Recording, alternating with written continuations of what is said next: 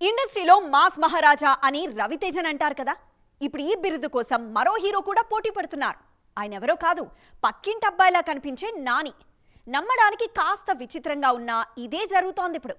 క్లాస్కు కొన్ని రోజులు బ్రేక్ ఇచ్చి ఫుల్ మాస్ బొమ్మ చూపించాలని ఫిక్స్ అయిపోయారు నాని. మరి దానికోసం ఆయన ఏం చేస్తున్నారో తెలుసా? నాని మంచి ఫామ్లో ఉన్నారు ఇప్పుడు. 2017 తర్వాత నానికి 2023 బాగా కలిసొచ్చింది. మొదట్లో దసరా, చివర్లో హాయ్ నాన్నతో దాదాపు 170 కోట్లకు పైగా గ్రాస్ వసూలు చేశారు ఈ హీరో. ఇదే దూకుడు 2024లోనూ కొనసాగించాలని చూస్తున్నారు. దీనికోసం క్లాస్ కంటే మాస్ని ఎక్కువగా నమ్ముకుంటున్నారు నేచురల్ స్టార్. నాని ప్రస్తుతం వివేక్ ఆత్రేయ తెరకెక్కిస్తున్న సరిపోద శనివారం సినిమాతో బిజీగా ఉన్నారు. ఈ చిత్ర షూటింగ్ మేలోపు పూర్తి కానుంది. ఆగస్టు 29న విడుదల కానుంది సినిమా. అంటే సుందరానికి ఫ్లాప్ అయిన వివేక్ పై నమ్మకంతో మరో ఛాన్స్ ఇచ్చారు నాని. సరిపోదా శనివారం పూర్తిగా మాస్ యాక్షన్ ఎంటర్టైనర్ గా వస్తుంది. ఇందులో gang leader fame Priyanka Mohan heroine గా నటిస్తున్నారు. సరిపోదా శనివారం తర్వాత కూడా యాక్షన్ వైపే అడుగులేస్తున్నారు నాని.